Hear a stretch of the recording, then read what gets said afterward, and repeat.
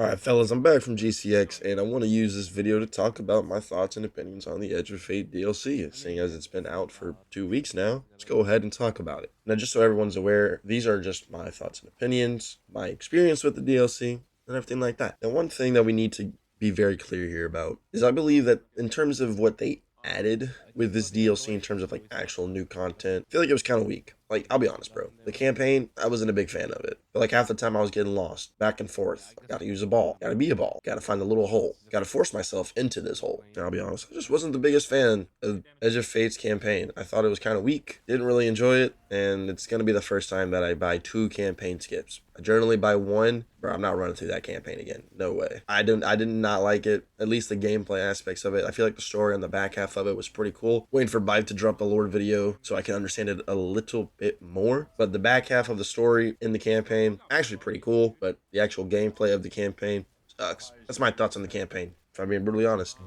Let's talk about the power grind real quick, dude. I feel like if we're gonna be having a power continuously be reset every few months, I feel like they should maybe tone it down a bit, because right now the normal cap, soft cap, hard cap is 200, but the seasonal cap is 450, meaning you can grind up to 450 right now, but in a few months time, it's simply put, it's going to just reset you back down to 200 and you gotta do all that grinding again. I did not enjoy spending the first week of a new DLC grinding an old exotic mission to grind my power. I feel like that's a bit of a miss, which sucks because I need to get my ass up there so I can get some of these awesome tier 4 and tier 5 drops. But man, just the way you have to grind power it feels so mundane. And it's fun for a little bit, like, oh yeah, you know, power matters again. Then you realize you gotta commit a lot of time, and you know dang well at the end of it, you're gonna get reset back down to 200 anyways, which is why I'm not the biggest fan of how the power is set up at the moment. My 2 thoughts, bro. Just saying. Feel like maybe if it was 350 or 300, then it could be a bit more reasonable. 450, dog.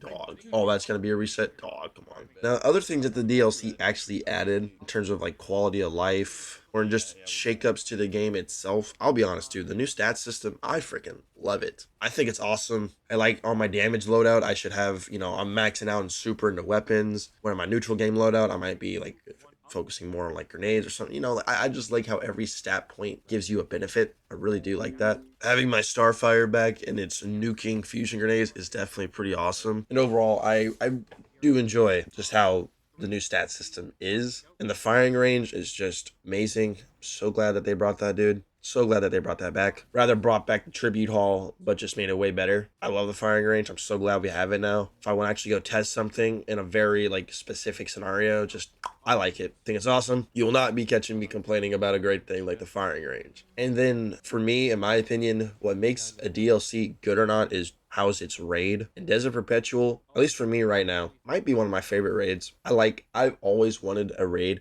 where it's just a straight boss rush, no puzzle encounters, just bosses. And this raid is that. This raid is exactly that. And you can go defeat the first 3 bosses however you like. And then once you actually get a clear on the raid, you can literally just start it, run up to the middle, and start the final boss. You don't even need to do all the first 3 encounters if you just want to farm like final for on your other 2 characters for the rocket or something like that. It's very friendly for you to go pick which encounter you want to go farm, and you just do it. I really, really like that. And I also like the mechanics for the most part of the raid. Most of them feel pretty engaging, but at the same time, not like crazy hectic. It's like there's stuff that has to be done and get moving, but there's enough stuff going on, but not too much stuff going on to where it feels like you're overwhelmed. It's like, yeah, I'm chilling, I'm doing my job, I'm doing what needs to be done, and we're vibing. I like Desert Perpetual a lot. I want to try and get myself into doing a lot of content for it on the main channel. I want to do a full 5 feats version of that raid. I just need to get some people for that. And overall, dude, I really do like Desert Perpetual. I don't have the raid exotic for it just yet, but it's like an ion cannon, and that's pretty cool.